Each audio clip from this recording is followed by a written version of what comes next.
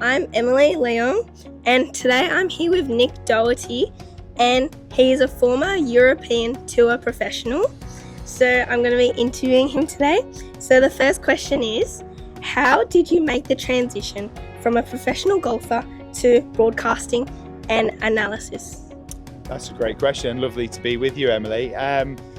So for me, it sort of coincided with me struggling a little bit more with my golf. I've always enjoyed doing interviews and being a part of the whole family that makes up this tour. And whilst I used to love playing, and I obviously was inspired by Sir Nick Faldo, like he was a big part of my life when I was a kid. I met him when I was 14 years old in the very first ever Faldo Junior Series.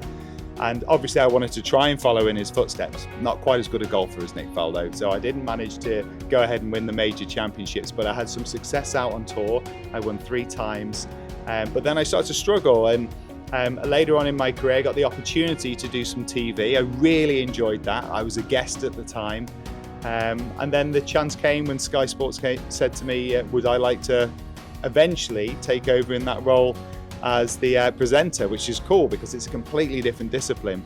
So I still talk about a sport that I used to play, but being a TV presenter is a very different job. There's a wholly different side to what you've got to do well. You've got to manage people talking in your ear to you all the time back in the production, and whilst getting the great stories out of your guests. But I love it, and it's been a big part of my life now for nearly 10 years.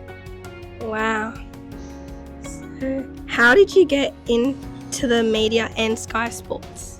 Well, the boss of Sky Sports Golf is a man called Jason Wesley. He's still the boss now. And he asked me to come in and just do a couple of shows as a guest. So I was very nervous, obviously, because it's one thing, when you're playing, you feel nervous, but it's more about you because you're playing your game, doing your thing. You're sort of, the crowd are a good thing because the people watching and cheering, it gives you a great buzz. But it's different in TV because you're more aware of people at home watching you. When you're playing out on tour, you don't think necessarily about the people watching at home. All those millions of people that watch golf around the world, you're not thinking about them. Whereas when you're doing TV, you need them to be watching, right? Because that's your job. So you're very aware of, okay, I want to make sure I say things that are insightful, that enhance what they're watching. And that comes with a bit of pressure.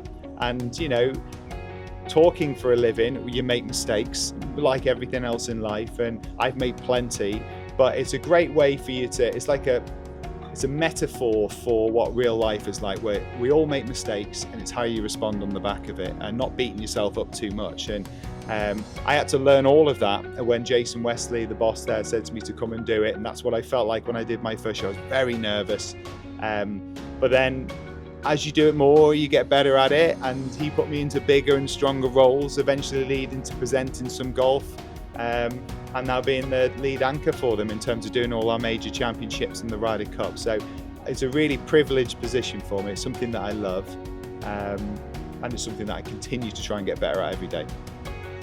Nice. Do you still feel nervous knowing that everything that goes on the internet will stay there? Yes. More so. So when I was playing, social media wasn't really a thing. So if you made a mistake, you made a mistake once and it was gone. Now, not so much.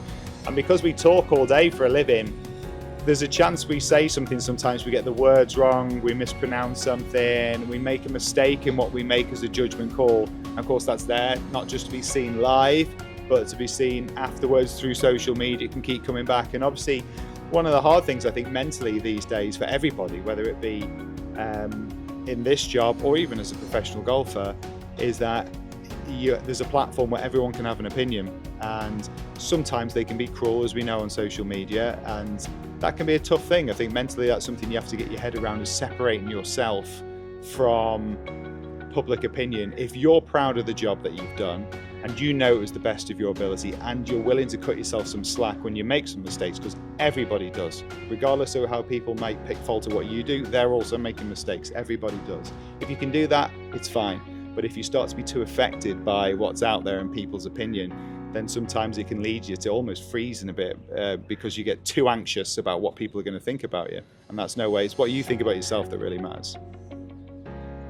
I really like how you said, like, how when you think about yourself and like not think about anyone else's opinion. I think that really has like that will be a good tip for when I continue to do my media in the next coming weeks. You've got to be true to yourself, and that's the most important thing. Is like, so it's really easy when we look at people that we admire to think, look, for instance, I admire Rory McIlroy, the way he plays the game of golf. I'm not him though. I can't play the game like him, and by me trying to be like Rory, sometimes what I can do diminishes. It lowers in terms of level. So the man who presented this coverage before I did it, very different, a brilliant presenter, someone I admire massively, but a very different personality type in a different time of TV, and I have a different style. So what was really important is that I kept my style, which is probably more relaxed, probably a bit more dynamic in terms of how I talk. He was very much that stereotypical, like brilliant, strong voice presenter, really captured the great stories, and he was amazing. I grew up watching this guy, David Livingston, present on Sky Sports. He's the very best. But that's not my style. So you have to be comfortable with who you are, doing what you do as well as you can. And if you do that, one, you'll get the most out of yourself, but two, it's easy. If you just have to be you, that's easy. When you're trying to be someone else, not so much. Nice. In the transition from playing to broadcasting, what new skills did you need to develop, and how did you learn about learning them? That's a good question. I think I had to learn how to communicate with people when you can't see them. So I got this great tip which will be helpful for you, and this was from David Livingston, because whenever we do coverage, I'm actually talking to a lot of people, and at a major championship it could be over 1 million people that are watching at home, but that doesn't help. So if I put 1 million people in a room for you and I asked you to speak to them, you would speak one way.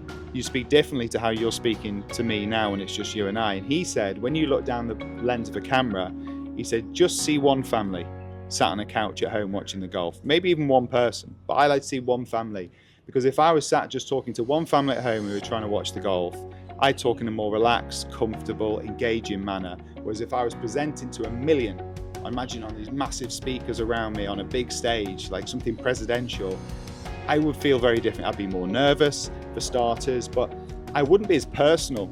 And I think the viewer at home doesn't care that people everywhere are watching. They are watching. They want you to talk to them as an individual. And I think that's the skill. That was one of the hard things to learn at first, was how to reach everybody, because also when you're doing this coverage, we have professionals watch this coverage. We also have people who've never played golf before who flick it on and think, oh, I want to watch the Open. I heard this is one of those big golf tournaments, so I'll have a little look, see what it's all about. So you're trying to be insightful and engaging whilst talking to people with all different levels of understanding of this game. And that takes a little while to get to the point where you don't feel you patronise people who know a lot, and also you don't alienate people who are brand new to it. Wow. Yeah, I've never heard of like looking through the lens and seeing just a family or just one person. Yeah, I'll try that next time. Thanks, Nick. And do you have any advice you would give to adolescents like myself on aspiring to get into the media side of golf? Yeah, I think putting yourself out there is important, just like you are, Emily. And I think, you know, you have a confidence about you, but you also have an engaging personality. I think that's so important. And whilst I can't really teach personality, I feel like it's something that you can grow into, and you gain comfort from experience. And I think the important thing is to remember that you learn more from sometimes failures than you do from successes. The sport I used to play for a living, which you also enjoy, golf, is full of failure, right? It's much more about that than success. I had a good career on tour, one that I would have loved to have said I had when I was a little boy, but I played edging towards 400 tournaments and I won 3 times. So you don't win a whole lot. Even someone like Faldo, he lost a lot more than he won. So I think being willing to put yourself out there is really important, and keeping your eyes open and not turn inward. It's really easy, I think, when things go wrong to think, oh, I don't want to feel like that again. Actually, sometimes to embrace that feeling of, why was I uncomfortable? Why did I ask yourself the good questions? Why did I make that mistake? What would I do differently next time? And then put yourself back out there again and remind yourself that everybody makes mistakes, because if we become fearful, then it's hard, you know, whereas if we're accepting of errors, it's less to be fearful about, because we just know they're coming. Like if you said to me, it'll all be good as long as you don't make any mistakes today on air, Nick, that's massive pressure. And that's probably going to make me make mistakes.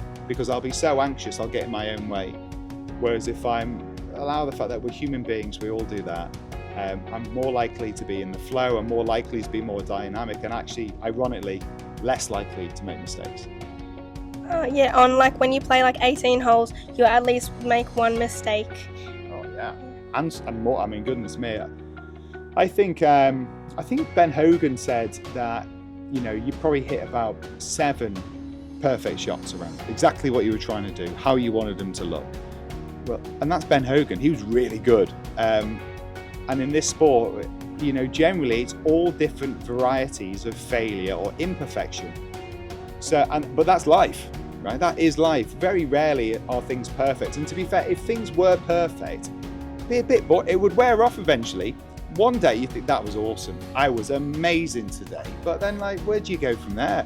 And if every day was the same and it went all to plan, you would get bored. I think one of the things that makes life exciting is that, when we make a mistake or when we have a tough day, regardless of what your profession is, what about tomorrow? And what you can hang your hat on, I think, as an individual and a person is, that says a lot more by someone who makes mistakes but then responds in the right way. And the next day they do better and you grow into it and you're brave enough to go, I'm going to go again. That's where growth comes from, and actually that's where some of the peak experiences in life really come from, I believe. So, I think that's important, is to dust yourself off and go again. Thank you so much for your time, Nick. Since I'm from Sydney, Australia, I brought you something. Oh, nice. So this is a little gift. Oh, thank you. That's amazing. What have I got in here? So these are shapes, Vegemite. I like Vegemite. Really? I love Vegemite too. Vegemite. Yeah, I do like Vegemite. And there's like Tasmania. There's one Tasmania in there, Oh, the shape. Yeah, I love that. That's so good. What else have I got here? Oh yeah. Oh, I like that. In fact, I'm gonna put the coffee on that. This morning. There you go. Well, that can go straight into use. It's got to go in the cup, hasn't it? Doesn't that got to go in the cup? Let's do it. Come on. I love this. Let me get this off there. There we go. Straight in. I do love a koala as well. There we go. This is lovely. And can I keep the bag? Yes. I love that. Right, this is where I see this, talking about making mistakes. This is where I make the first one of the day in white trousers, spilling coffee on them. It's happened before. Here we go. Oh, I'm all right. Good. Look at that. It's the perfect gift, Emily. You've got this cracked. Thank you very much. You're welcome. Thank you so much for watching. Bye. Keep up the good work. You're doing amazing. Thank you, Nick.